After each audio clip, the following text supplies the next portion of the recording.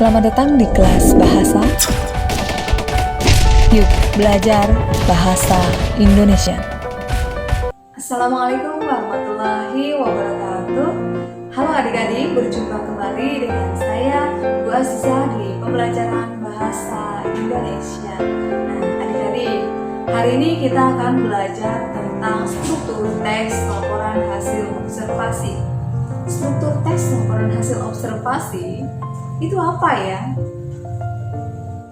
Struktur itu adalah susunan. Susunan berarti struktur teks laporan hasil observasi adalah susunan dari teks laporan hasil observasi. Susunan yang harus ada di dalam teks laporan hasil observasi. Urutannya apa yang harus kita tulis? Pertama, di dalam teks laporan hasil observasi itu apa dulu ya?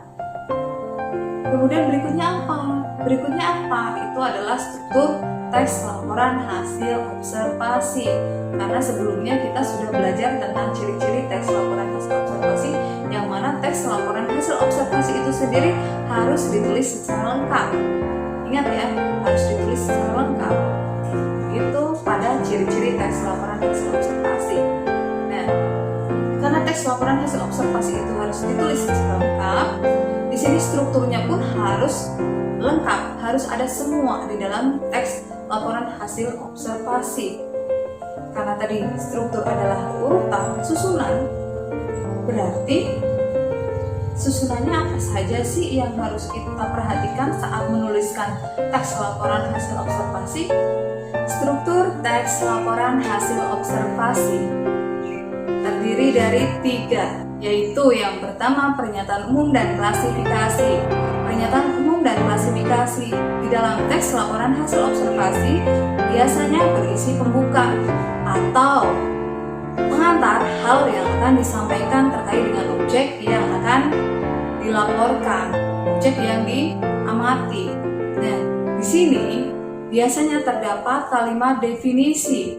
Kalimat definisi, apa ya fungsinya kalimat definisi? Nah, kalimat definisi di dalam pernyataan umum dan klasifikasi ini yaitu mengartikan, menjelaskan terkait dengan objek yang diamati. Kemudian ada juga yang namanya kalimat klasifikasi di dalam pernyataan umum dan klasifikasi.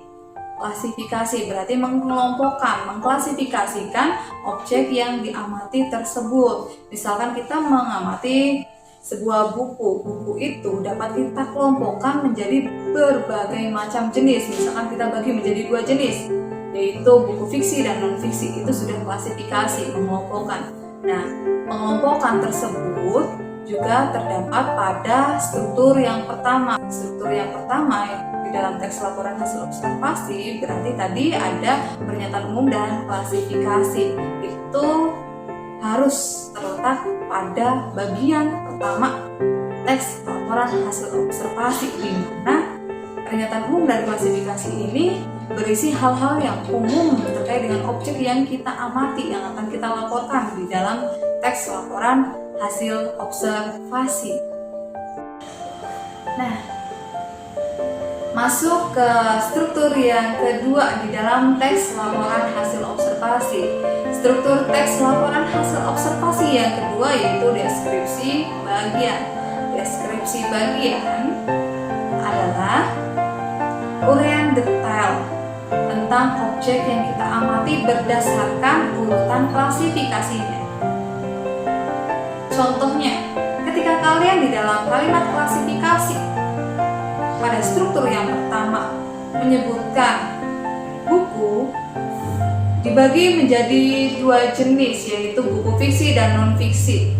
Kalian menyebutkan buku fiksi terlebih dahulu di sini, berarti buku fiksi akan kalian deskripsikan secara detail terlebih dahulu di paragraf deskripsi bagian. Seperti itu. Baru setelah buku fiksi dijelaskan secara detail, kalian lanjut ke buku non-fiksi. Struktur teks deskripsi bagian ini biasanya terdapat kalimat deskripsi karena banyak sekali hal-hal yang harus dideskripsikan agar detail-detail objek yang diamati dapat disampaikan seperti itu.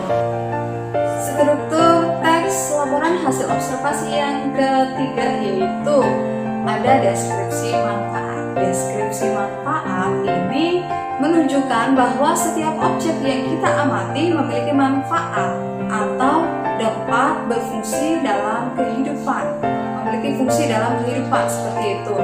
Contohnya tadi kan buku. Saat kita mengamati buku, otomatis buku tersebut juga memiliki manfaat bagi kehidupan, bagi manusia, seperti itu ya. Buku memiliki manfaat sebagai sumber belajar. Buku memiliki manfaat untuk menghibur kita selaku pembaca. Buku juga memiliki manfaat di mana akan memberikan banyak informasi kepada pembacanya, seperti itu. Nah, jadi simpulannya, teks laporan hasil observasi memiliki struktur 1. Pernyataan umum dan klasifikasi. Kemudian yang kedua ada deskripsi bagian, dan yang ketiga ada deskripsi manfaat. Nah, adik-adik, ada pertanyaan atau tidak? Jika ada pertanyaan terkait dengan hal-hal yang kurang jelas tentang struktur teks laporan hasil observasi, silakan kalian tuliskan pertanyaannya di kolom komentar video ini ya. Kemudian, kita lanjut latihan untuk menganalisis struktur teks laporan hasil observasi. Silakan kalian amati. Di sini ada teks yang telah Ibu sediakan untuk kalian. Tuliskan teksnya di buku catatan kalian. Tulis yang rapi ya. Jika sudah jelas, sekian untuk materi struktur teks laporan hasil observasi. Kalian harus tetap semangat untuk belajar, tetap sehat, harus cerdas, dan tetap bahagia. Terima kasih. Wassalamualaikum warahmatullahi wabarakatuh.